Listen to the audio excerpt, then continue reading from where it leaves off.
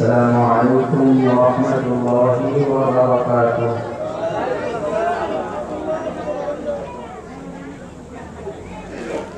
الحمد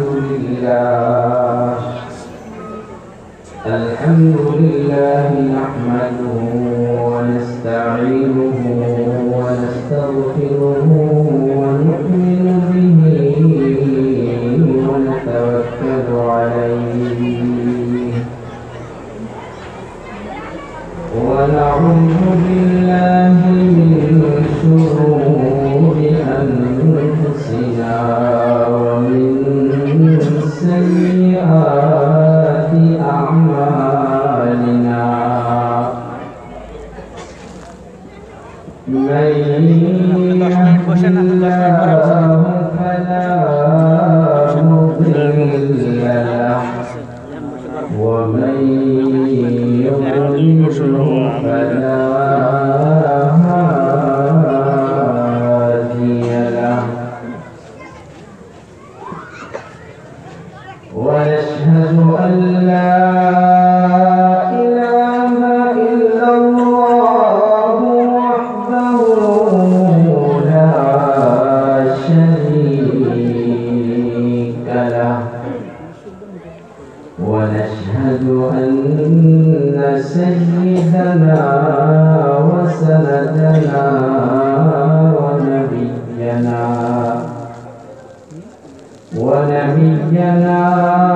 وحبيبنا مولانا محمدا عبده ورسوله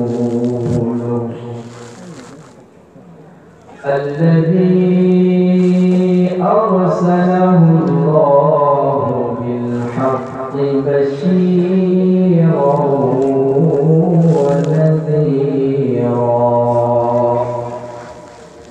وداعيا إلى الله بإذنه وسراجا وقمرا منيرا.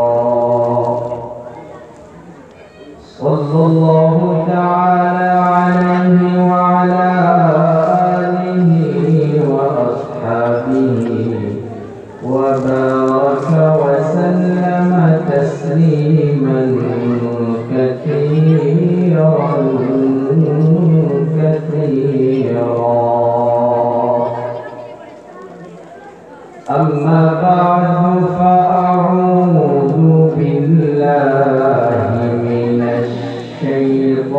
الشيطان الرجيم.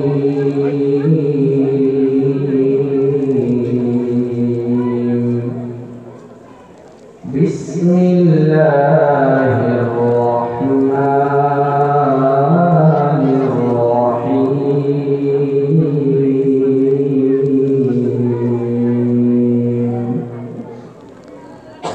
وننزل من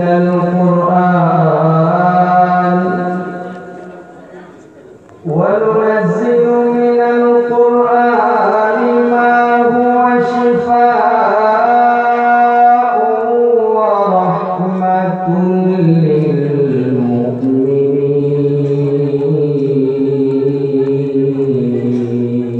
للمؤمنين. وقال تعالى في موضع آخر: ألف لام ميم ذلك الكتاب لا ريب فيه هدى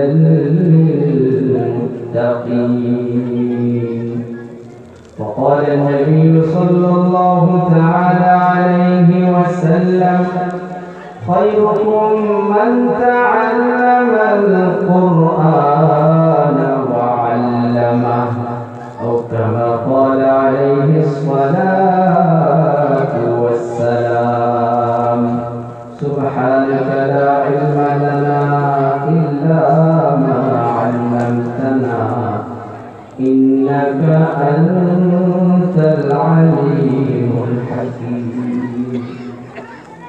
اللهم صل على محمد وعلى آل محمد كما صليت على إبراهيم وعلى آل إبراهيم إنك حميد مجيد اللهم بارك على محمد وعلى آل محمد كما باركت على إبراهيم وعلى آل إبراهيم إنك حميد مجيد صدق الله مولانا العظيم وصدق رسوله النبي الكريم ونحن على ذلك لمن الشاهدين والشاكرين والذاكرين والحمد لله رب العالمين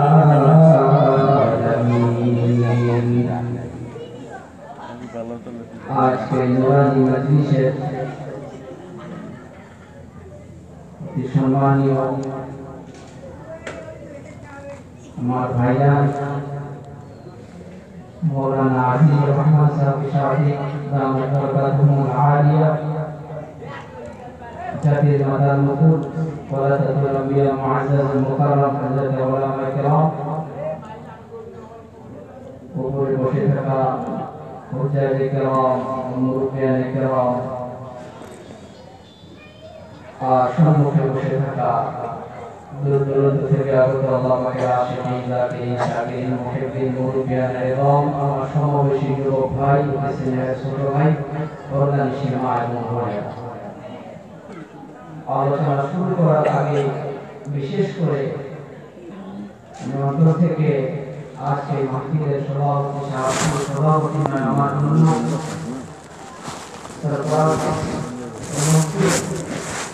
आज मौलाना আজিজুর রহমান সাহেব मौलाना জাহাঙ্গীর সাহেব मौलाना মাহমুদ হাসান সাহেব অনেক এখানে আছেন যারা আমাকে ভঙ্গি করে চলার শিখে গেছেন আজ ওনাদের সম্মুখে আমি আলোচনা করার জন্য বলছি আমি বারবার ভাইজানের কাছ থেকে দোয়া চাই যে অল্প সময় যে ফুলের বাগিচায় বসেছি সঠিকভাবে যেন আল্লাহ ইখলাসের সহিত আমল উদ্দেশ্য যেন আল্লাহ আলোচনা করা এবং আমার ইউকের উপরে আমল করা তৌফিক দান করেন সবাই জোরে বলে আমিন তো ভাইজান যারা এখন রাস্তায় দাঁড়িয়ে আছেন আমি আবার আপনারা করতেছি আমরা নিজে নিজে ভিতরে বসে খালি জায়গা কোথাও আপনি পাওয়া না তোমার জীবনে দাঁড়িয়ে আছে যুবক ভাইদেরকে বলছি খালি জায়গাগুলোতে এসে আমরা বসে মিলে যাই ধ্যান দেবেন আমার কথা মধ্যমে হ্যাঁ না বলতে হবে জবাব দিতে হবে বুঝতে পারতেছি কোরআন কারীমের আয়াত আমি তিলাওয়াত করেছি আজ তো সারা পৃথিবীর ভিতরে যেখানে যায় শোনা যায় যে মুসলমান হয়েছে মুসলমানকে মারপিট করা হচ্ছে যেখানে এটা শোনা যায় সারা পৃথিবীর কেন মুসলমান তো জিতে থাকা দরকার মুসলমান তো ইজ্জত পাওয়া দরকার মুসলমান তো ইজ্জত হয়ে থাকা দরকার কোরআন কারীম বলে ولا تهنوا ولا تحزنوا وأنتم الأعلون ও দুনিয়ার মুসলমান চিরদিন তোমরা জিতে থাকবা চিরদিন সম্মান পাইতে থাকবা কেউ তোমাকে বেইজ্জতি করতে পারবে না তোমরা যে জায়গায় যাও সবাই দেখে তোমাকে ভয় থাকবে কিন্তু আমি আল্লাহ এমন একটা শর্ত তোমাদিগকে লাগাইয়া দিলাম যে শর্ত মানলে তোমরা সম্মান পাইবা সেটা হইতাছে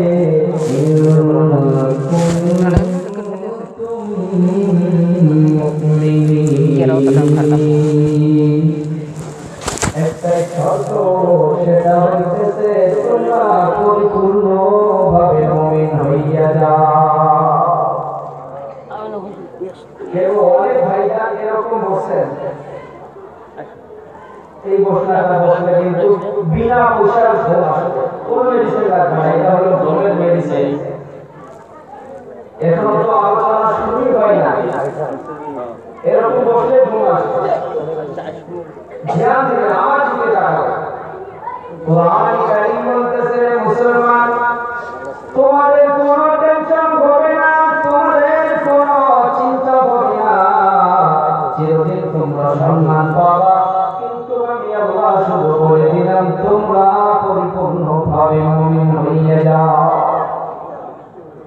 মুসলমান মুমিন হয়ে চলতে গেলে আল্লাহ রাব্বুল আলামিন এই পৃথিবীর ভিতরে এমন একটা কিতাব আমার আপনাকে দিলেন, যে কিতাব নিয়ে চললে মুসলমান সম্মান পাওয়া, মুসলমান ইজ্জত পাওয়া, মুসলমান হিদায়াত পাওয়া।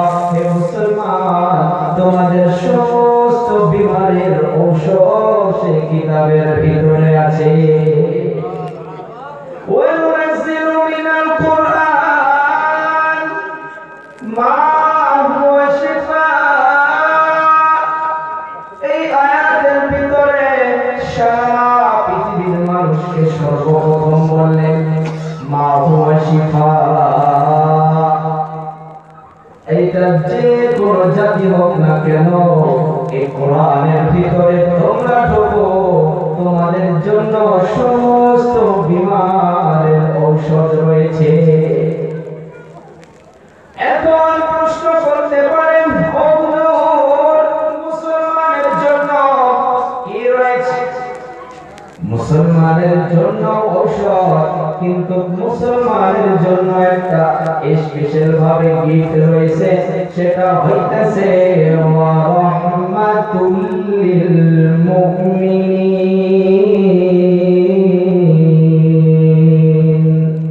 সুবহানাল্লাহ, সব বাইরে রাখতে বলেন, এখানে বলা দরকার নেই। এত একটা খুশির বিষয়, ওয়া রাহমাতুল লিল মুমিনিন। হে মুমিন, তোমাদের জন্য এই কোরআনে কারীম হইতেছে রহমত। সুবহানাল্লাহ।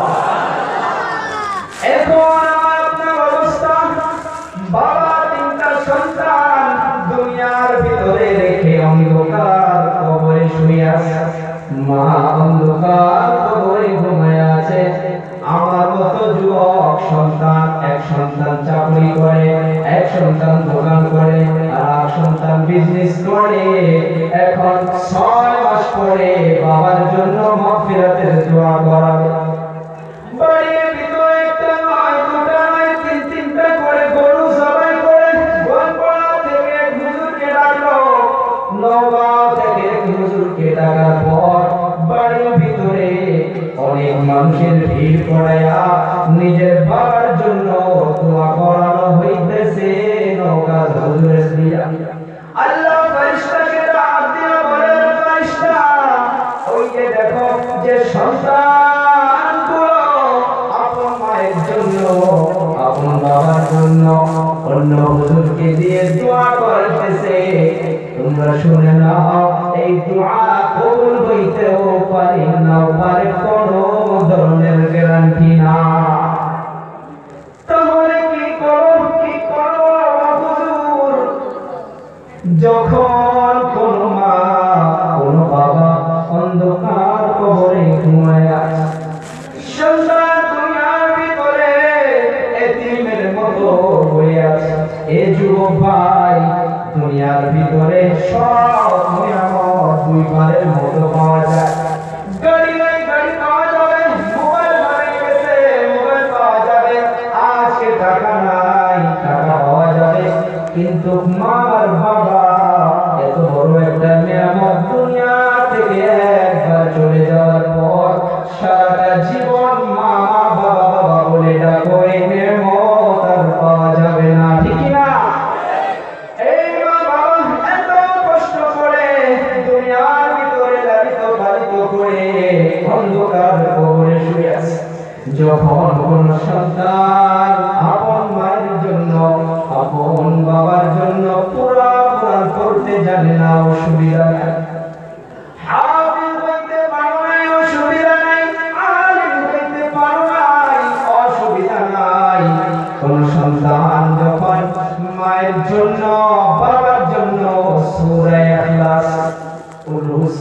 তিনবার পরে আল্লাহর কাছে বলবে ও দয়াল এই পৃথিবীর কোন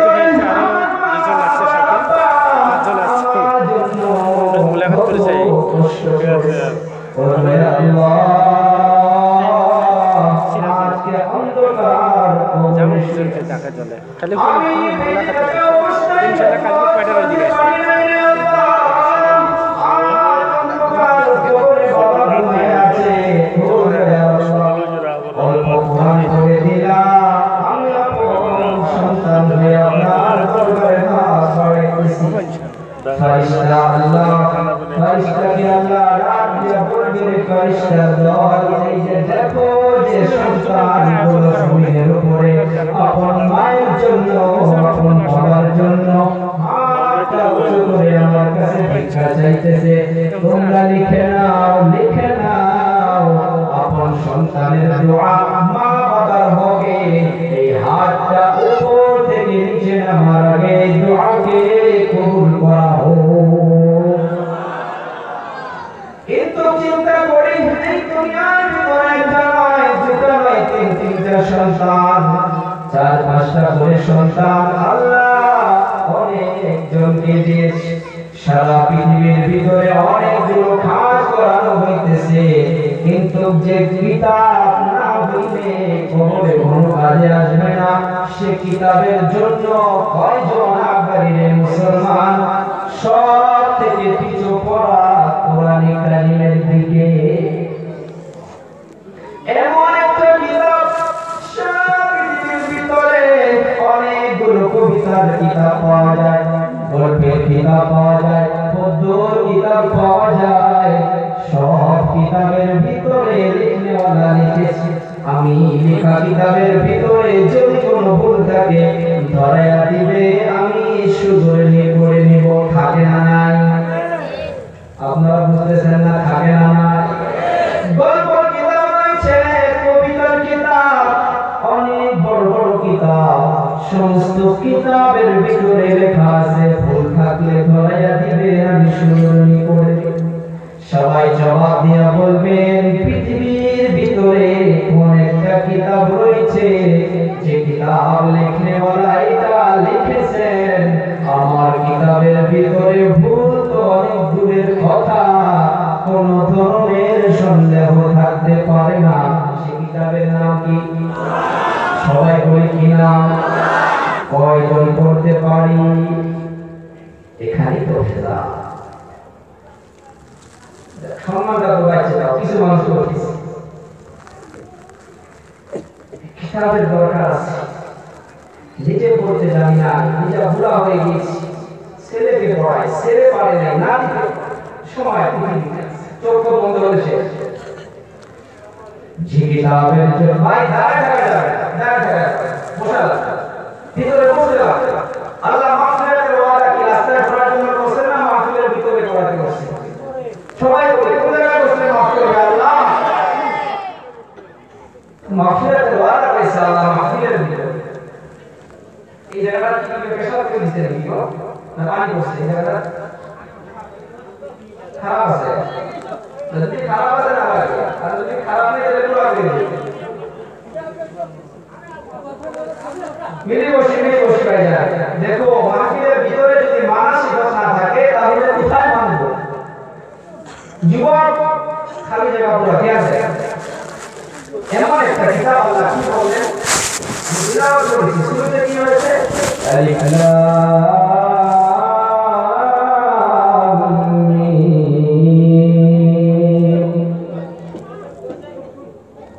আলিফ লাম মিম একে বলা হয় হরফে মুকাত্তার যার কোনো মানা কোনো অর্থ কোনো মুফাসসিরিনে কিরাম পর্যন্ত তাফসীরে লেখে নাই দুনিয়ার ভিতরে অনেকেই বলে কোরআন কারীমের অর্থ না জেনে পড়ে কোনো লাভ নাই আছে না বলনেওয়ালা নিজের বিবেকের কাছে প্রশ্ন আলিফ লাম মিম এর অর্থ একমাত্র কে জানে আলিফ লাম রা এর অর্থ কে জানে ইয়াসিন ওয়া ওয়াল কুরআনিল হাকীম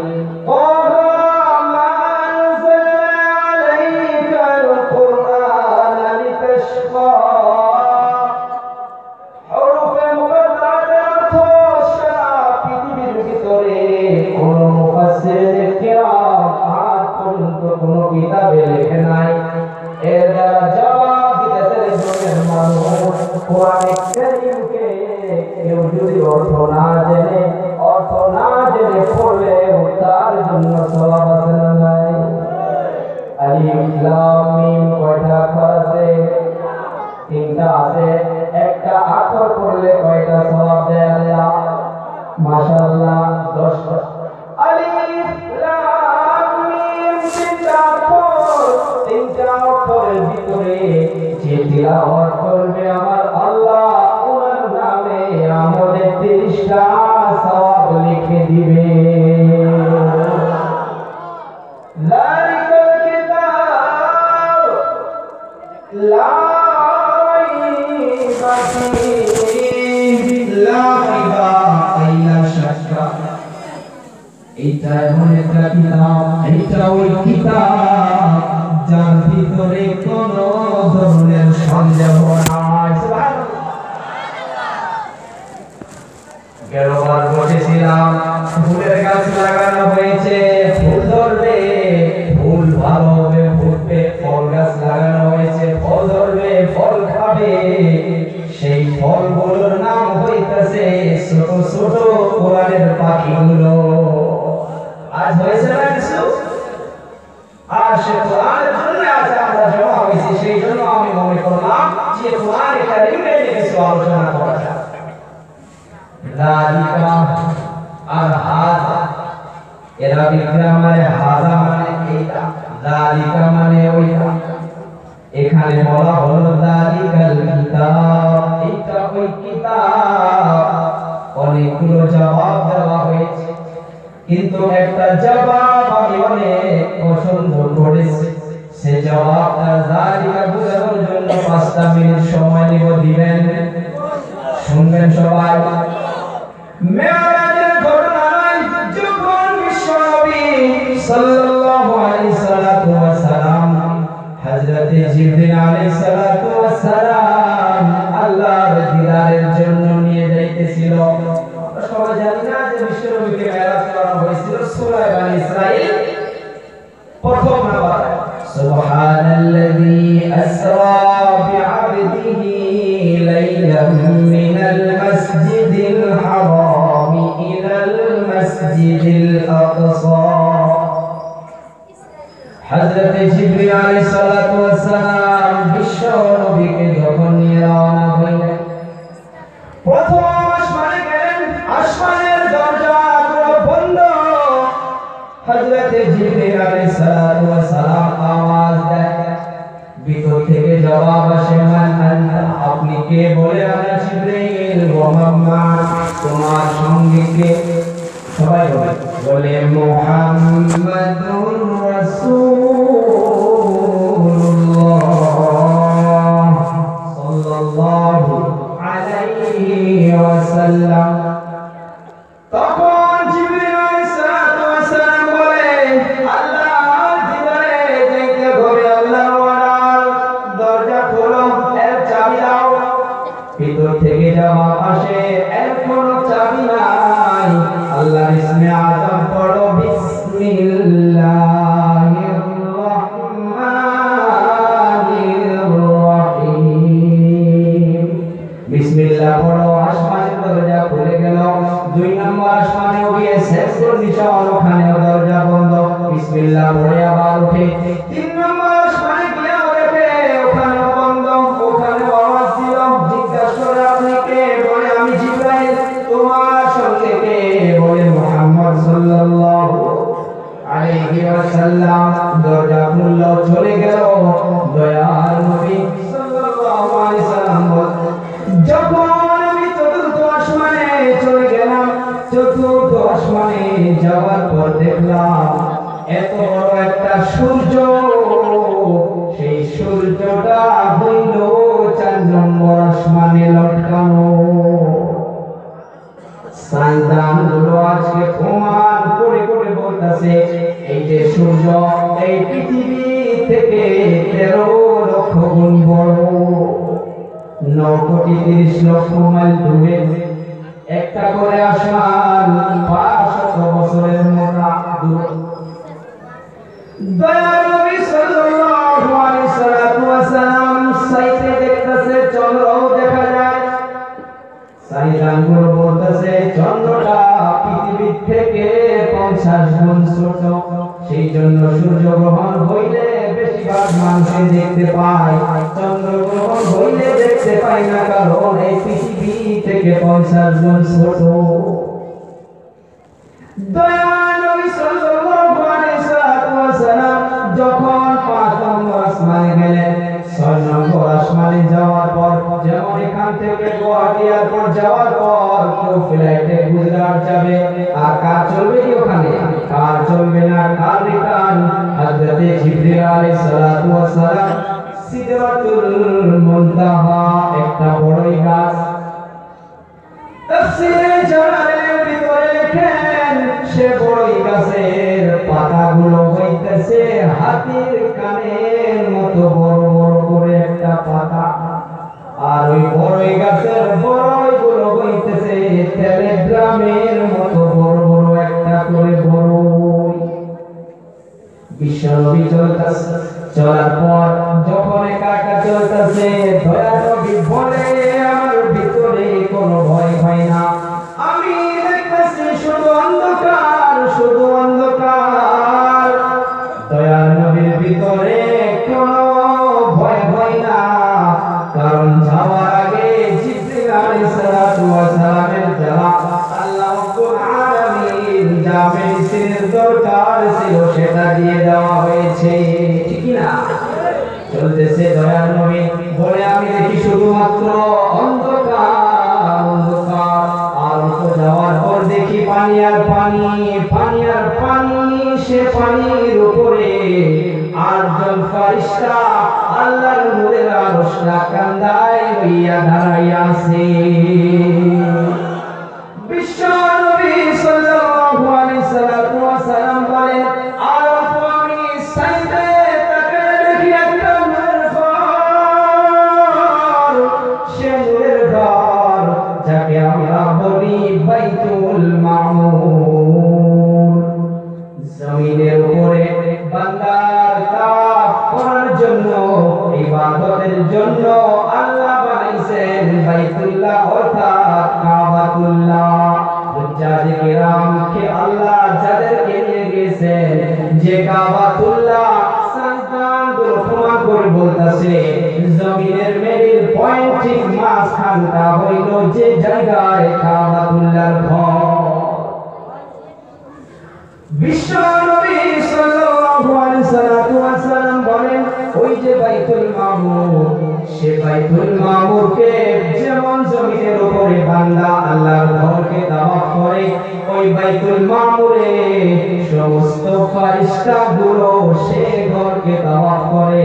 সারা জীবনের ভিতরে যে ফেরেশতা একবার তাওয়াফ করেছেন কিয়ামত পর্যন্ত আর তার নাম্বার আসবে না। দয়ার নবী বলেন সে বাইতুল মামুর থেকে যদি একটা পাথর ফেলানো হয়, এই যে আসমান পার করে করে এই জমিনের উপরে কাবাতুল্লাহর ছাদের ঠিক মাঝখানে এসে পড়বে। অর্থাৎ বুঝাইতেছে এইটাই বাইতুল মামুরের ঠিক সোজাই হইতেছে কাবাতুল্লাহ। দয়ার নবী সাল্লাল্লাহু আলাইহি সাল্লাম বলেন আর আমি সাইতে তাকায়া দেখি আমার পাশে। দয়ার নবী সাল্লাল্লাহু আলাইহি সাল্লাম বলতেছেন যাকে কোরআনে কারীম সূরা বুরুজের শেষের দিকে বলতেছে বাল হুয়া কুরআনুম মাজিদুন ফি লাওহিম মাহফুজ। কোরআনকে যদি প্রশ্ন করা হয় ও কোরআন তুমি বলো এই জমিনে আসার আগে তুমি কোথায় ছিলে? কোরআন বলতেছে আমি লাওহে মাহফুজের মাধ্যমে ছিলাম। লাওহে মাহফুজের জবাব এখানে হইতেছে দয়ার নবী বলেন আমি একটা তক্তা দেখলাম, লাউহুল মাহফুজ মানে যে জায়গায় জমা করা রাখা হয়েছে, দয়া নবী বলছে সে তখতার উপরে আমি তাকায়া দেখি পুরা কোরআনটা সেখানে লেখা রয়েছে। সুবহানাল্লাহ। এই জন্য কোরআনে বলে যালিকাল কিতাব, অর্থাৎ এটা ওই লাউহে মাহফুজের কিতাব। মুফাসসির কেরাম লেখেন এই জমিনের উপরে যে কোরআনে কারীমের মাধ্যমে যেরকম করে লাউহে মাহফুজের উপরে পুরা কোরআনটা লেখা ছিল, হুবহু এই জমিনের মাধ্যমে যে কোরআন আজকে রয়েছে ওই তরতিবে এখনো লেখা আছে। আর কিয়ামত হয়ে যাবে এই কোরআনে কারীমের একটা অক্ষর নয়, একটা জবর নয়, একটা জের নয়, একটা জবরের পর্যন্ত কিয়ামত হয়ে যাবে, কেউ উল্টা পাল্টা করতে পারবে না। পারবে?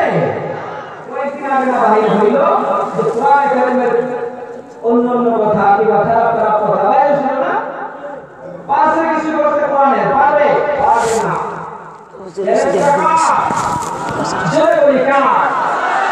এই কোরআনের জন্য মুসলমান নামাজ না পড়লেও কোরআনে কারীমের জন্য যদি এখনই বলা হয় যান দাও কোরআনের জন্য জান দিতে বিশ্বাস সমস্ত মুসলমান এখন দাঁড়াবে, দাঁড়াবে কিনা? হাতটা উঁচু করে দেখাই, নারে তাকবীর। আমার ফোন ভালো তো আল্লাহ চ্যালেঞ্জ যখন কোরআনকে অবতীর্ণ করেছেন থেকে আরবের পৃথিবীর ভিতরে রয়েছে কোরআনকে ধ্বংস করার জন্য, কোরআনকে মিটানোর জন্য সেই সময় আল্লাহকে বলেছিলেন আরবের বড় বড় বুলারা কাফির বেঈমান করেছিল, এটা আল্লাহ 21 তারিখ যাই না 22 তারিখ ঠিক হয়নি তো হবে। বিশ্বনবী টেনশনে পড়ে গেল, আল্লাহ আজকে দিনটাকে রুজু করে দিল। আল্লাহ কি বলেছে তুমি বলেন আল্লাহ জায়গাটার নাম কি? আরে কত প্রশ্ন লাগে সব প্রশ্ন। এগারোটা হচ্ছে আপনার নলবাড়ি।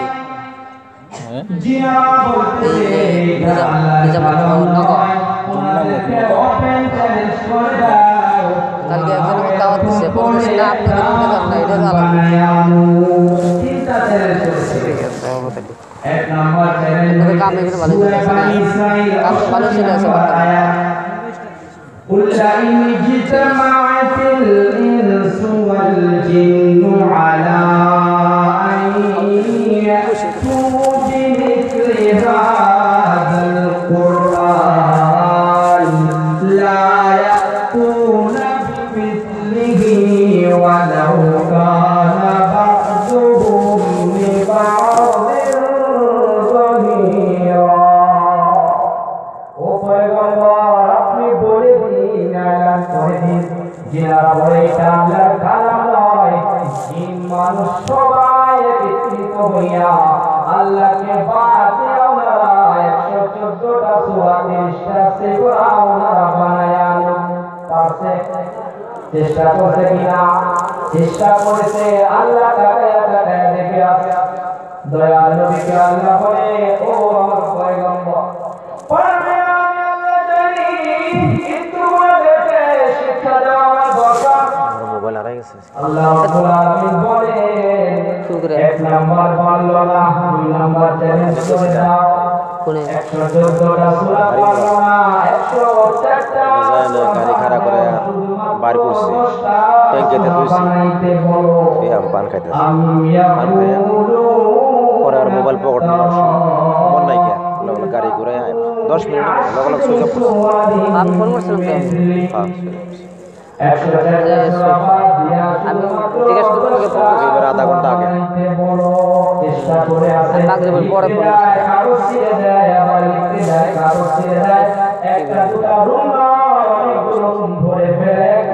প্রায়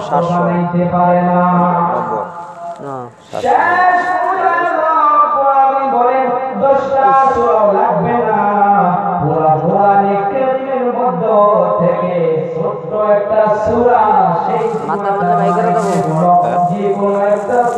দেবো, মাথা মারলে ভাই করে দেবো।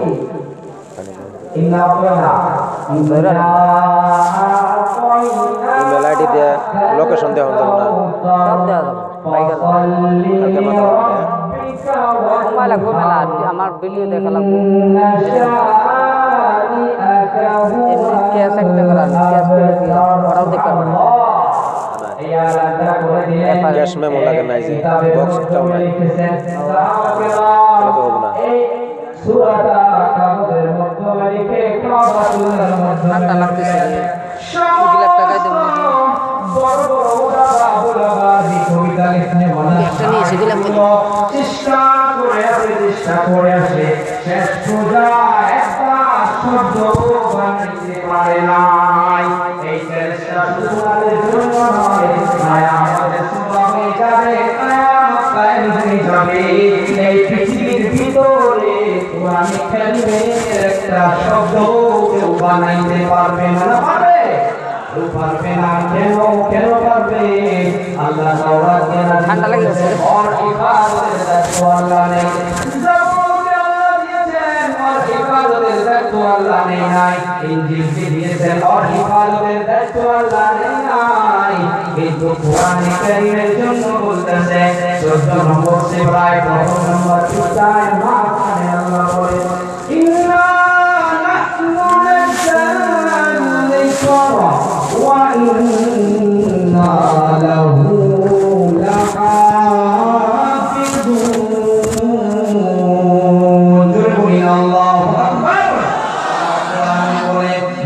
নিশ্চয় আমি আল্লাহ কোরআনে কারীমকে অবতীর্ণ করেছি ইন্না নাহনু নাযালনা যিকরা কোরআনের নাম শুধু কোরআন নয় আয-যিকর আত-তানজিল আল কোরআন আল ফুরকান অনেকগুলো কোরআনে কারীমের নাম রয়েছে এখানে আল্লাহ বলেন ইন্না নাহনু নাযালনা যিকরা নিশ্চয় আমি আল্লাহ কোরআনে কারীমকে অবতীর্ণ করেছি ওয়া ইন্না লাহু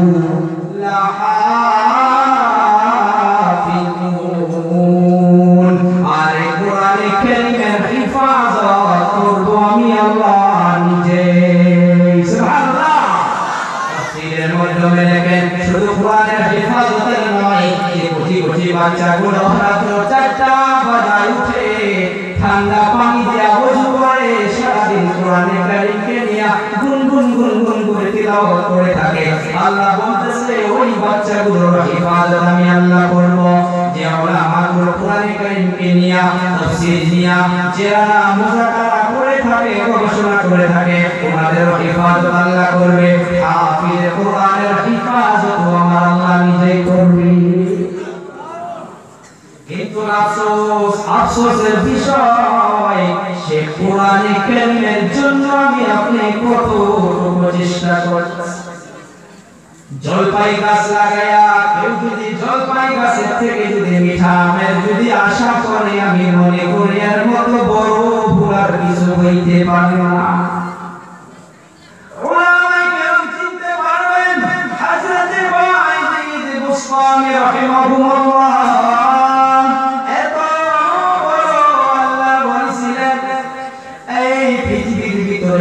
আগে বললাম যার মা নাই তাকে জিজ্ঞাসা করো মা কত বড় নিয়ামত যার বাবা নাই তাকে জিজ্ঞাসা করে দেখো বাবা কত বড় নিয়ামত বাইরের মুস্তামি আব্বা জান ছোটবেলায় দুনিয়া থেকে চিরবিদায় আম্মা জান বাচ্চাকে নিয়ে টেনশন যেমন আসে মাদ্রাসাগুলোর ভিতরে মুতামিম সাহেবদেরকে জিজ্ঞাসা কত ধরনের বাচ্চা নিয়ে আসে মানুষ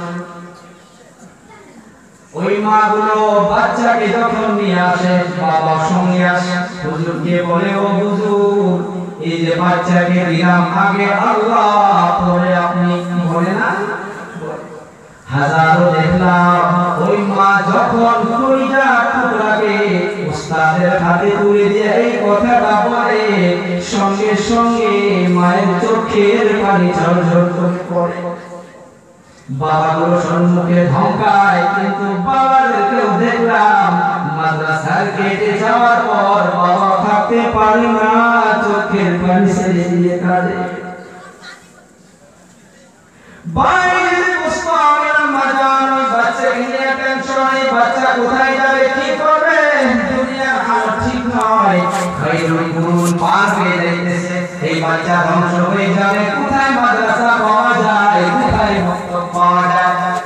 হাতে নিয়া ওই বাচ্চাকে হাত ধরে মাদ্রাসা তালাশ করতে করতে যেমন আজ ঘড়ি ধরা মাদ্রাসা পাইলেন বুঝানোর জন্য বাইরে বসতো আমি আম্মা জান মোহতামিম সাহেবের নিকটে আসার পর সালাম দিয়া বলে ও হুজুর আমার স্বামী নাই এই বাচ্চা এতিম এই বাচ্চাকে একটা জোর কাপড় বানিয়ে দেওয়ার মতো আমার কাছে টাকা টুকু নাই মাদ্রাসাগুলোর ভিতরে যাও ঠান্ডার সময় কত এরকম বাচ্চা দেখা যায় যাদের শরীরে একটা মোটা কম্বল পর্যন্ত পাওয়া যায় না অনেক বাচ্চা এরকম পাওয়া যায় বাড়িতে যদি টাকা বেশি করে চায় বড় ভাই আওয়াজ দিয়ে বলে পড়া লাগবে না বাড়িতে আয় অনেক রিপোর্ট পাওয়া যায় বাইরে মুসলমানের আমাদের মোহতামিম সাহেবকে বলে ও হুজুর যদি বিনা পয়সায় আপনি এডমিশন করে নেন আমি অনেক বড় খুশি হইতাম এই মাদ্রাসার ছাত্র ভাইরা পৃথিবীর ভিতরে আল্লাহ রাব্বুল আলামিন সমস্ত শিক্ষকদের চোখের ভিতরে একটা পাওয়ার দেয় সে শিক্ষক বাচ্চাদেরকে একটা নজর দিয়া দেখলেই বুঝতে পারে বাচ্চাটা কত বড় হবে মহারাষ্ট্রে ছিলাম বাড়ি থেকে যদি বেশি ফোন আসে ভাইজান আমাকে ফোন দেয় নাই বলো কিসের কথা সপ্তাহে একদিন এটা কি ছিল মহব্বতের শাসন ছিল দেয় নাই শুক্রবার বৃহস্পতিবার কথা বলতে দেয় নাই বাইরে ইসলামের আম্মা জান হুজুরকে যখন বললেন বিনা পয়সায় এডমিশন করে নেন এডমিশন হয়ে গেল এখন মুহতামিম সাহেব শর্ত দিবে তার আগে বাইরে ইসলামের আম্মা জান বলে ও হুজুর আমার একটা শর্ত মুহতামিম সাহেব অবাক হয়ে গেলেন শর্ত দিব আমি আর গাজিয়ার থেকে শর্ত বলে বলুন আমার মুখে দিয়ে বললে হবে না কাগজ কলম বাহির করুন লিখে নিতে হবে ঠিক আছে বলো বাইরের মুসলমান আমাদের বলে ও হুজুর আমার বাচ্চা যতদিন পর্যন্ত হাফিজ হবে না আলিম হবে না আল্লাহর ওলি হবে না তার আগে যেন আমার বাচ্চা একদিনের জন্য বাড়িতে আসতে পারে না মা বাবা যাবে এরকম বাবা মা যাবে কি মুশকিল বাড়িতে পিঠা বানাইলে হুজুর দাও বিয়া 3 দিন বাকিটাকে হুজুর দাও হুজুর বিশুদ্ধবারে ক্লাস নাই দাও কালকে আসবো কই না বাইরে ইসলামের আমাদের শর্ত লিখাইলেন বাচ্চাকে নিকটে নিয়ে পেশাবের মাধ্যমে চুমা দেয়া চোখে পানি ফেলতে ফেলতে মা বুকটা খালি করে নিয়ে বাড়ির দিকে বিদায় মাদ্রাসা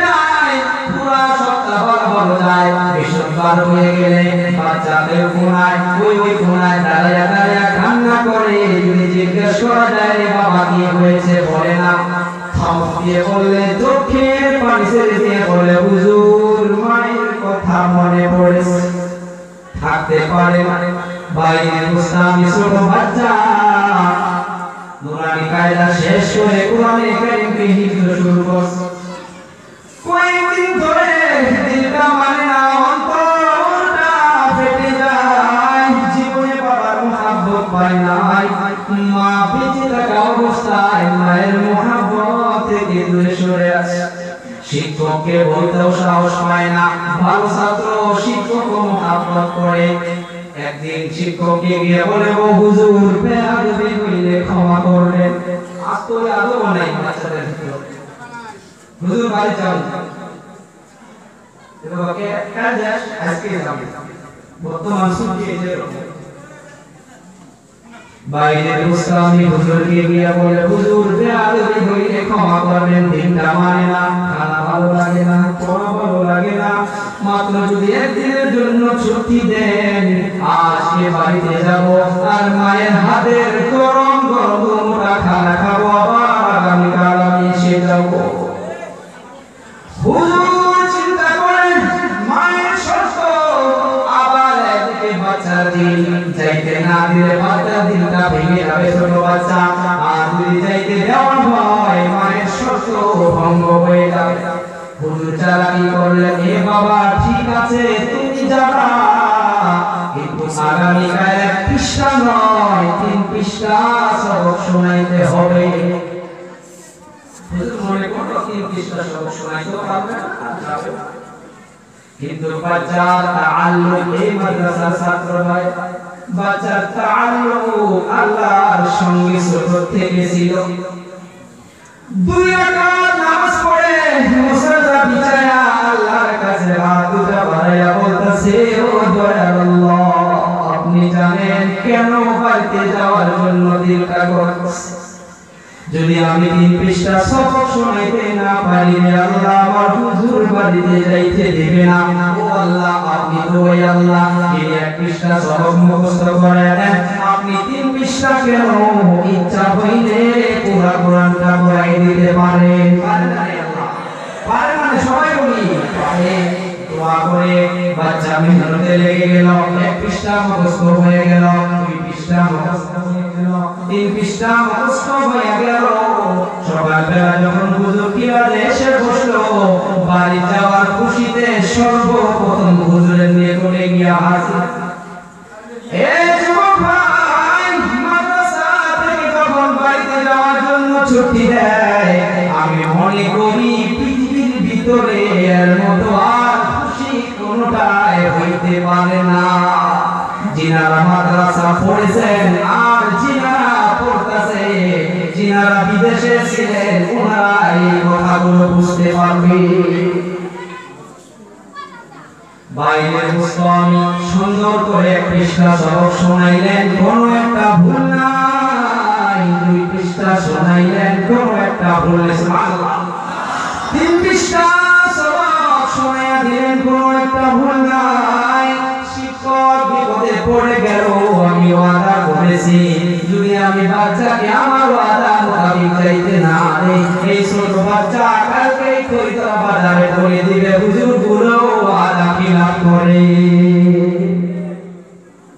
হুজুর যাইতে দিলেন, এই বাচ্চা বাড়িতে যাবে খুশির মাধ্যমে কোরআনে কারীমকে গুনগুন গুনগুন গুনগুন করে তিলাওয়াত করে আর বাড়ির দিকে রওনা।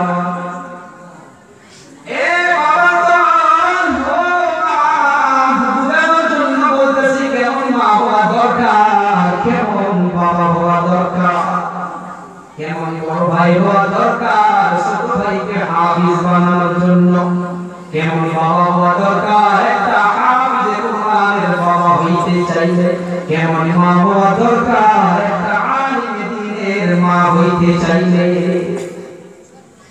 এই বাচ্চা যখন বাড়িতে পৌঁছে গেলেন, যাওয়ার পর দেখে মায়ের দরজা দুটাই বন্ধ। পৃথিবীর ভিতরে আওয়াজটা, শব্দটা নিজের সন্তানের আওয়াজ কেউ বুঝতে না পারলেও মা বাবা বুঝতে পারে। এর প্রমাণে যে ঠান্ডার সময় যাইতেছে, রাত্রবেলা ঘুম পাই, 2টা নাই 3টা নাই, যখন বাড়ির ভিতরে গাড়ি থেকে একটা ভয়ের মারার সঙ্গে সঙ্গে স্ত্রী জলদি ওঠে না, মা দেখি দরজা খুলে হাজির। বাচ্চা যখন গিয়ে আওয়াজ দিলেন, দরজা খুলে না, মা ভিতর থেকে ছটফট ছটফট করে আছে সন্তানের জন্য। দরজা খুলে আওয়াজ ডাকে, ও মা দরজা খোলো, কোনো আওয়াজ নাই। 3 বার বলে, ও আম্মা জান, আপনার ভাই এসেছে, অল্প দরজাটা খোলো, 1 লোকমা তোমার হাতের গরম গরম খানা খাবো, আর আবার আগামীকাল আমি চলে যাবো। ও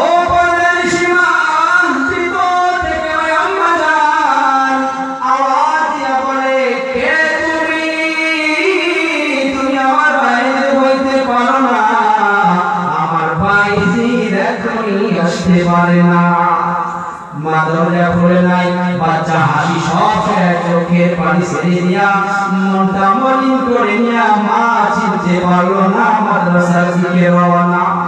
এদিকে মা ভিতরে থাকতে পারে না, দিলের ভিতরে যেমন পাথর গেড়ে নিয়া মুসাল্লা বিছায়া আসরটা আল্লাহর দরবারে উঠে পড়ে, ও দয়াল আল্লাহ, আপনি জানেন সন্তানের জন্য কেন দরজা খুললাম না রে আল্লাহ, যদি আমি দরজাটা খুলে দিতাম আমি সন্তানকে দেখতাম আর সন্তান আমাকে দেখতো, মহব্বতটা বেড়ে যাইত। আপনার কিতাবের থেকে অল্প সময়ের জন্য হলো মহব্বতটা কমে যাইত। ও আল্লাহ আমার সন্তানকে কবুল করো। মাদ্রাসায় যখন রওনা হইলেন, যাওয়ার পর শিক্ষকদের চেহারাটা মলিন হয়ে আছে, জিজ্ঞেস করে ও বাবা এখানে কেন কি হয়েছে? বলে ও হুজুর, হুজুরকে দেখে আরো কান্না বেরিয়ে গেল। বলে হুজুর আমার আম্মা জান আমাকে চিনতে পারে না। শিক্ষক বুঝতে পারলেন, চিনতে পেরেছে, বোধহয় ওই শর্তের জন্য দরজা খুলে না।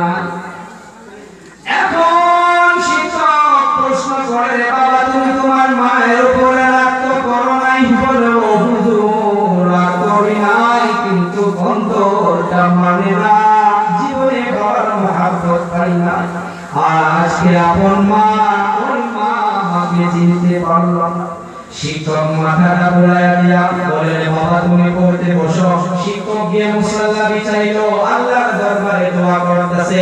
একদিকে মায়ের দোয়া, এই স্কুল কলেজের ছাত্র ভাই ও মাদ্রাসার ছাত্র ভাইরা, সেই স্কুলের শিক্ষক হোক না কেন, কলেজের শিক্ষক হোক না কেন, শিক্ষকই রে বাবা।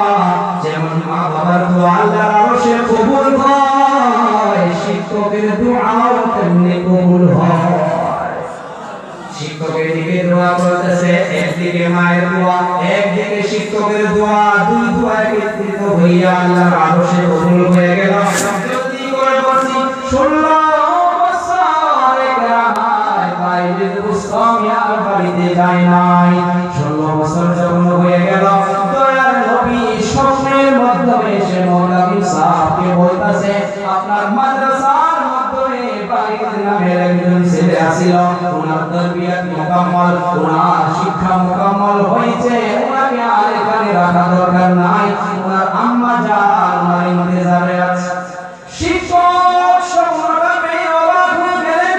সকালবেলা সমস্ত ছাত্র সম্মুখে বাইরের মুস্তামিকে ডাকে, এক কিতাবে লিখেছেন মাথার পাগড়িটা খুলে বাইরের মুস্তামের মাথায় দিয়া দোয়া দিয়া সঙ্গে কিছু লোকে দিয়া বলে রে বাবা যাও তুমি এখন বাড়িতে চলে যাও।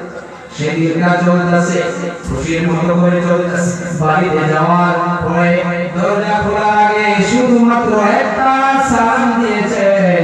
সালাম দেওয়ার সঙ্গে সঙ্গে মা দরজা খুলে বলে আহলাউ ওয়া সাহলাউ ওয়া মারহাবাম বিকুম।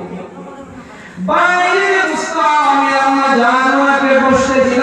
বসার পর বাইরে মুসলামের আম্মা জান মুসাল্লা বিছায়া 2 রাকাত শুকরানা নামাজ পড়ে আল্লাহকে বলে ও দয়ার আল্লাহ এই দিনটার জন্য অপেক্ষায় ছিলাম রে আল্লাহ। পৃথিবীতে আর কিছু চাই না, আর কিছু লাগে না রে আল্লাহ। যদি আমাকে এখন এই দুনিয়া থেকে নিয়ে যাও আমার কোনো আফসোস না। কেন শুনাইলাম, কেন শুনাইলাম? আর এরকম বাবা এরকম মা পৃথিবীর ভিতরে পাওয়া যায় না।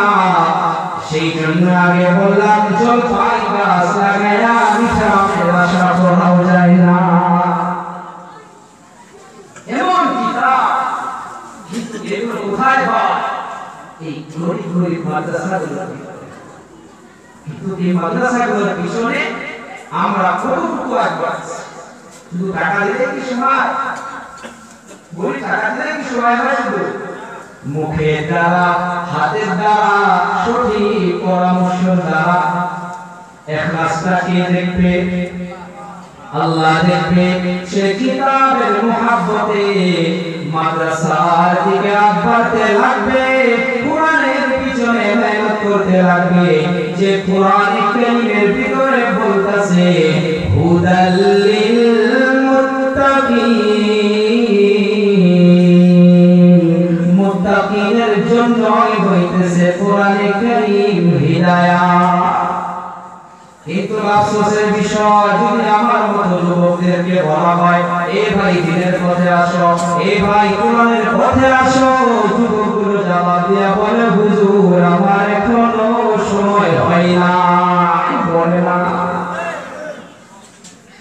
এই পৃথিবীর সব মিথ্যা, সব মিথ্যা। আমি বড় হাফিজ, আমি বড় দোকানদার, আমি বড় সাইন্সদান মিথ্যা, আমি বড় গাড়ির মালিক মিথ্যা। এই পরিচয় আল্লাহ নিবে না, নিবে না।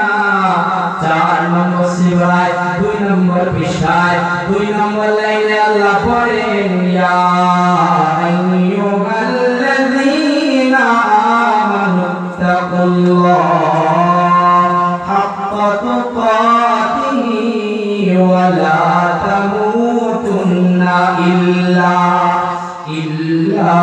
ওয়া আনতুম মুসলিমুন। কবরে কোনো পরিচয় নিব না। আল্লাহ শুনতে বলতেছে ও বিশ্বাসী বান্দা ইত্তাকুল্লাহ, আল্লাহর জন্য ভয় করো। আর ওই আল্লাহর জন্যই ওরকম ভয় করো যেরকম করে ভয় করা দরকার। আর এটা খেয়াল রেখো, এটা চিন্তা রেখো, তুমি কবরে যদি মুসলমান না হয়ে আসো তোমার আর মার খাওয়া ছাড়ার কোনো উপায় থাকবে না। অর্জন করো আল্লাহর ভয়। আল্লাহর ভয় ভিতরে এসে গেলে আল্লাহ বলতেছে হুদাল লিল মুত্তাকিন, যার ভিতরে তাকওয়া থাকবে আল্লাহ তাদের জন্য হিদায়াত রাখছে। এখন দল বাহির হয়ে বলে ও হুজুর টুপির মধ্যে কি ইসলাম রয়েছে নাকি? দাড়ির মধ্যে কি ইসলাম রয়েছে নাকি? লিবাসের মধ্যে কি ইসলাম রয়েছে? আমি জবাব দেয়া বলবো ভাই টুপির মাধ্যমে ইসলাম নয়, কিন্তু ইসলামের মধ্যে টুপি আছে না নাই? দাড়ির মাধ্যমে ইসলাম নয়, ইসলামের মাধ্যমে দাড়ি আছে না নাই? আরে সবাই বলি আছে না। যুবকরা বলবো খারাপ পাবেন, খারাপ লাগবে যুবক ভাই। আমি তো 28 বছরের একটা যুবক, আমি বেশিরভাগ আলোচনায় আমি যুবকদেরকে টার্গেট করে বলি কেন এই বুড়া মানুষগুলো তো জান্নাতে যাবে না, যাবে তো যুবকগুলো। শেষ দাড়ি পাকা দাদাগুলো সব আফসোস করতেছে হুজুর তাহলে আগে কি হবো? বুড়া মানুষ কি জান্নাতে যাবে? কোনদিনই যাবে না। জান্নাতের তাআল্লুক যুবকদের সঙ্গে। এই যুবক তোমাদের সঙ্গে জান্নাতের তাআল্লুক কোন দাড়ি পাকা লোক কোন খ্যাক করে কাশনে ওরা কেউ আমার জান্নাতে যাবে না। 30 35 40 এর নওজওয়ান হয়ে সব মুরব্বিগুলো জান্নাতে যাবে। সুবহানাল্লাহ। জান্নাতের তাআল্লুক যুবকদের সঙ্গে আছে না, কিন্তু যুবকগুলোর পিছনে থাকি আমরা মুরব্বিদেরকে দেই কষ্ট করতে। উল্টা এই যুবক ভাই একদল বাহির হইতেছে ও হুজুর নামাজ না পড়লে কি হবে, কোরআন না পড়লে কি হবে, ভাই মাদ্রাসা না পড়লে কি হবে, ভিতরের তাকওয়া ঠিক আছে। এটা আরাম কয় ভিতরের তাকওয়া ঠিক আছে, এলে না দিলে কি হবে? নামাজ না পড়ি নাই, কোরআন না পড়ি নাই, ভাই মাদ্রাসা না পড়ি নাই, হাদিসের মাদ্রাসা না পড়ি নাই, ভিতরের তাকওয়া ঠিক আছে বলে অনেকেই বলে। বোঝানোর জন্য বড় একটা আল্লাহর ওলি জবাব দিতেছে। আজকে যেমন সারা পৃথিবীর ভিতরে আমের মাধ্যমে মেডিসিন, আপেলের মাধ্যমে মেডিসিন, আঙ্গুরের মাধ্যমে মেডিসিন, এখন একজন দাদাজান বলে এ নাতিরা আমি বেঁচে থাকাতেই তোদের জন্য একটা আম গাছ লাগাই, ওই তো গ্রুপের আম খাওয়া দরকার নাই, যখন আম গাছটা বড় হয়ে যাবে এর মাধ্যমে কোনো মেডিসিন দিও না, এই আম গাছের আম তোমরা খাইতে পারবা। দাদাজান চিন্তা করে আম গাছের লাগানোর সময় আমরা বলি কমা বলি না চাওয়া, ওই কমা সুন্দর করে দাদাজান গাড়ির ভিতরে গাড়লে কমা থেকে গাছ সময় থাকে সেই সময়টা পার হয়ে গেল, কোনো গাছ ঢুকি দেয় না, কোনো পাতা জ্বালায় না, কোনো তার পরিচয় নাই। এখন দৌড়ালো কৃষকদের কাছে, মাস্টারের নিকটে, ও ভাই চলো আমি বাড়ির ভিতরে একটা আম গাছ লাগাইলাম, যে আম গাছ 1 মাসের মধ্যে ভর্তি দেওয়া দরকার, পাতা আসা দরকার। 2 মাস হইয়া যায়, আম গাছ কেন ওঠে না, পাতা কেন জ্বালায় না, চলো দেখো। এখন গাড়ির মাধ্যমে বসে খরিদ্দারের মাধ্যমে নিয়ে আসলেন, বলে তারা কোথায় তোমার আম গাছ লাগাইছো, বলে ওই জায়গায়, বলে দেখো খরম বাহিনী করে দেখি। শেষ পর্যায়ে ওই আমের কোমাটা তুলে দিল উপরের বাগান, ওই বাগানটা খুলে দেখে ভিতরে একটা নরম থাকে, ওই যে ছোটবেলায় মাটি বানায়া পেঁপে করে ফুটাইছি, সে নরমটা অল্প নয় পুরোটাই পচে আছে। আপনারা বিবেকের সঙ্গে ফিস করে বলুন, আমের মোহার ভিতরে যদি সে নরম টুকরাটা ঠিক থাকতো, 1 মাসের মাধ্যমে আমের গাছের পাতা আসতো, বড় হইয়া হইয়া উপরে নজরে সে যাইতো।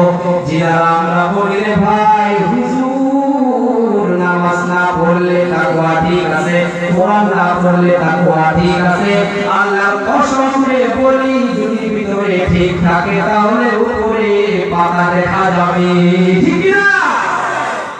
তাহলে ভিতরে সে আমের ভিতরে বসানো যাবে না। একটা দিল আছে, একটা মাংসের টুকরা আমার আগে ভুল করে গেছে, সেটা যদি আমার আপনার পচে যায় তাহলে সারাটা শরীর কি হবে, পচে যাওয়ার মতো হয়ে যাবে। মাদ্রাসা দেখলে রাখবে, আযান ফজরে প্যান্ডেলাগুলো দিবেন, বলবে দরবেটা তো আর কাম নাই, বাচ্চারা রঙিনটা নষ্ট করে দিবে। এটা ওর মাথার দোষ নয়, ভিতরে কি হয়েছে? কাল্লা বাল রানা আলা কুলুবিহিম মা কানু ইয়াকসিবুন। এই যে মানুষের দিলে হিংসা কেন আসে, দুশ্মনী কেন আসে? মাদ্রাসার পিছনে হিংসা আসে না? আরে জবাব দেয়া আসে না? আসে, মাদ্রাসার পিছনে দুশ্মনী আসে কেন? মাছের দিলটা আয়নার থেকে বেশি পরিষ্কার, দুধের থেকেও বেশি পরিষ্কার। একটা আয়নার মধ্যে যদি একটা ধুল লাগে, সাফাই না করে, আবার ধুল লাগে, সাফাই না করে, আবার ধুল লাগে, সাফাই না করে, 5-6 দিন পরে দেখবেন তার ভিতরে চেহারাটা দেখা যাবে। আমি আপনি গুনাহ করব, একটা গুনাহ করি তওবা করি না, একটা কালো দাগ হয়ে যায়, আবার একটা গুনাহ করি তওবা করি না, আর একটা দাগ হয়ে যায়, আবার গুনাহ করি তওবা করি না, আর একটা কালো দাগ হয়ে যায়। দাগ লাগতে লাগতে যখন সারাটা দিন কালো হইয়া যায়, তখন টুপিওয়ালা দেখলে মাথা গরম, আযান শুনলে মাথা গরম, মাদ্রাসার জান্নাত চাইলে মাথা গরম, মসজিদের জন্য গেলে মাথা গরম। তোমার মাথার দোষ নয়, তোমার দিলটা অল্প নয়, আমের তোমার ভিতরের মতো পুরাটাই পচে গিয়েছে।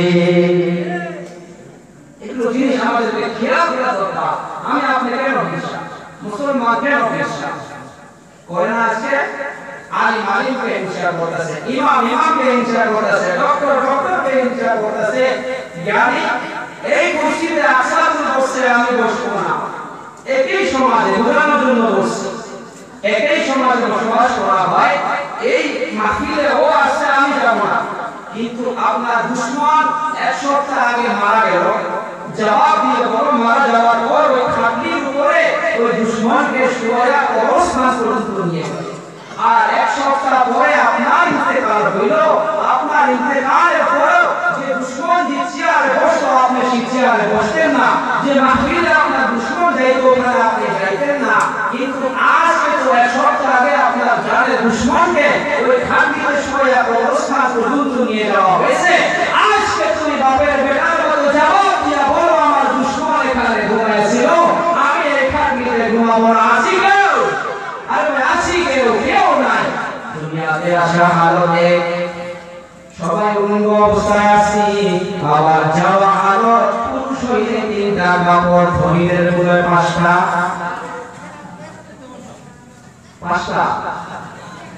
সবার এক হালত, যারা দুনিয়ার ভিতরে ল্যাপটপ মোবাইল 3-4টা করে রাখতেছে তাদের কবরে বোধহয় মোবাইল দেওয়া হবে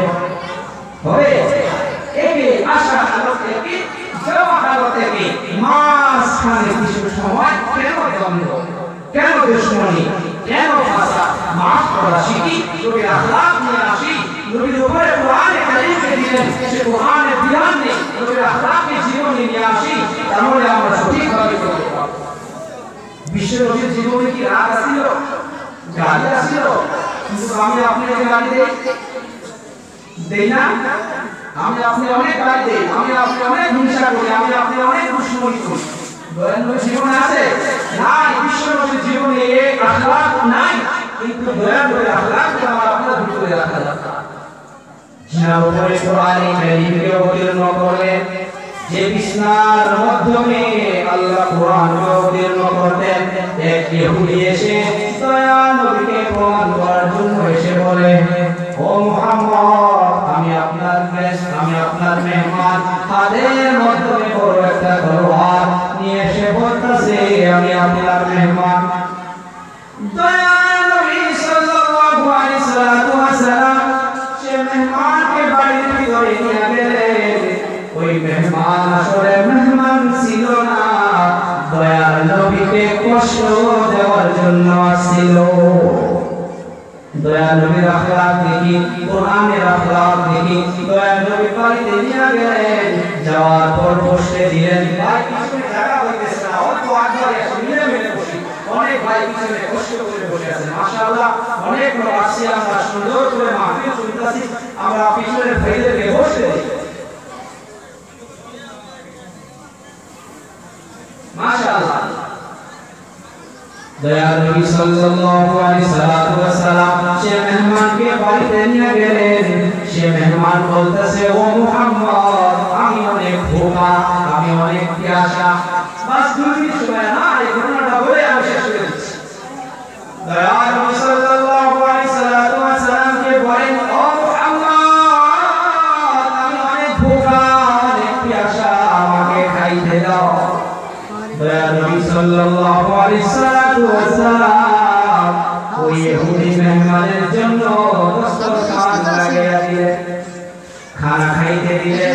ওই ইহুদি কোনো বাদ হয় না, কোনো বাদ হয় না, কারণ নবীকে কষ্ট দেওয়াই না। যখন দস্তরখানের মাধ্যমে বসে এক টুকরা রুটি চিড়ে ভাড়া দেয়, আবার এক টুকরা খায়, দস্তরখান লেত্রা করতেছে। নবী দাঁড়ায় দাঁড়ায় দেখতেছে, কিন্তু আমার আপনার নবী একবারও রাগ করে না। বলে বলে আরো দাও, আরো এনে দিল, বলে আরো দাও, আরো এনে দিল। দয়াল নবী নিজের খাওয়ার জন্য অল্প রাখে নাই, যা কিছু ছিল সব খাওয়ার জন্য দিলেন। এখন সে মেহমান দেখতেছে, ভাই রে ভাই, এত বড় করলাম, তারপরেও দয়াল নবী করলো না। এখন শেষ পর্যায়ে কি করা যায়? ওই ইহুদি মেহমান বলে, ও মুহাম্মদ, আমাকেও তো আরাম করার জন্য বিছানা দাও, আমি ঘুমাবো। দয়াল নবী সাল্লাল্লাহু আলাইহি ওয়াসাল্লামের বাড়ির ভিতরে ওই একটা বিছানা ছাড়া কোনো বিছানা নাই, যে বিছানার উপরে আল্লাহ কোরআনে কারীমকে অবতীর্ণ করত, যে বিছানায় শুয়ে থাকতে কোরআনকে অবতীর্ণ করত, সেই বিছানার উপরে সেই ইহুদি মেহমানকে ঘুমাইতে দিয়া দয়াল নবী নামাজের মাধ্যমে লিপ্ত হয়ে ঘুমায় বসে গেলেন। এইদিকে ঘুমায় ঘুমায় চিন্তা করতেছে, আর কি প্রশ্ন দেওয়া যায়। শেষ পর্যায়ে সে বিছানার ভিতরে সেই ইহুদি মেহমান পেশাব পায়খানা করে দিল। পেশাব পায়খানা করে দিয়ে এখন চিন্তা করতেছে, সকালবেলা যদি ওমর ঘুম পায় তাহলে আমাকে শেষ করে দিবে, রাত্র বেলায় ওখান থেকে ভাগা, কিন্তু তলোয়ার কাছে গেল। এখন দয়াল নবী এসে দেখে মেহমান রুমের ভিতরে নাই, বিছানার মাধ্যমে পেশাব, বিছানার মাধ্যমে পায়খানা। দয়াল নবী আল্লাহর কাছে চোখের পানি ছেড়ে দিয়ে বলে, ও দয়াল আল্লাহ, আমি আমার মেহমানের খবর নিতে পারি নাই, না জানি আমার মেহমান কত পেয়ে আমার এই বিছনার মাধ্যমে পেশাব পায়খানা করেছে। এদিকে ওই ইহুদি ভাই এখন রওনা, তরবারের জন্য রওনা। যখন তরবারের জন্য আসলেন, এদিকে বিশ্ব নবী বিলাল রাদিয়াল্লাহু তাআলা আনহুকে বলে একবার পানি নিয়ে আস, আমি নিজের হাত দিয়ে এই পেশাব পায়খানাকে সাফা করব। বাস প্রস্তুত হয়ে গেছে। ওই মেহমান সেই সময় আসলো, আসার পর নবী দেখার সঙ্গে সঙ্গে বলে, ওই ইহুদি ভাই, না জেনে তুমি কত কষ্ট পেয়েছো, আমি তোমার খবর নিতে পারি না। ওই ইহুদি মেহমান, ও আমার মেহমান, তুমি কোনো বিষয় মনে রেখো না, আমাকে মাফ করে দিও। এখন দেখো যে এত কিছু করার পর দয়াল নবী অপরাধ করলো না।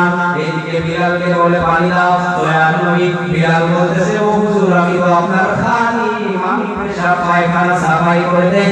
দয়াল নবী বললেন, বিলাল, মেহমানটা আমার ছিল, জবাব দিতে লাগলে আমাকে আল্লাহকে দিতে লাগবে, তোমাকে জবাব দিতে লাগবে।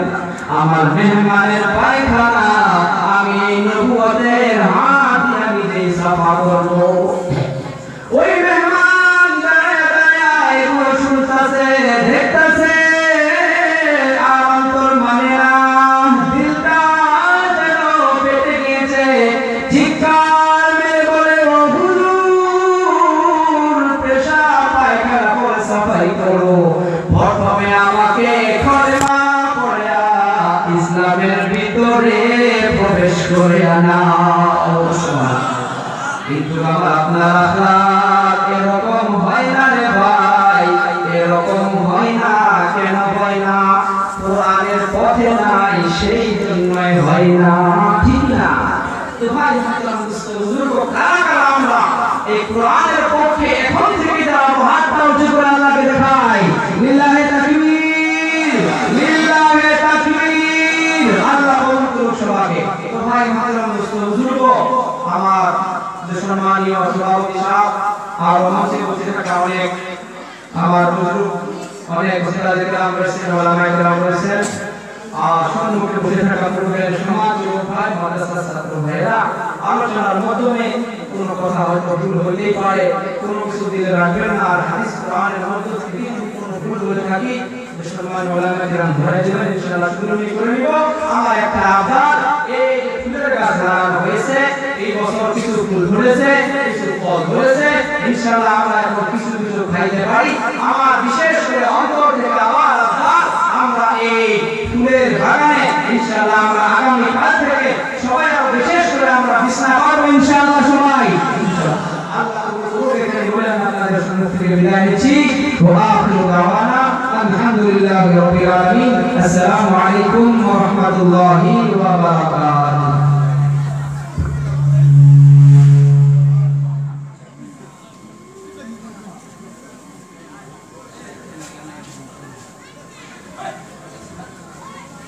জাযাকাল্লাহু খাইর।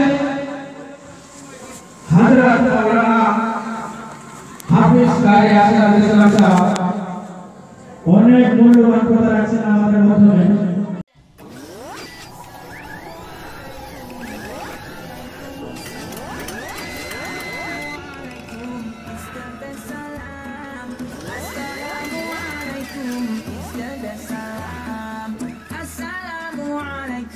Peace be unto you. Wa alaikum assalam. Peace be to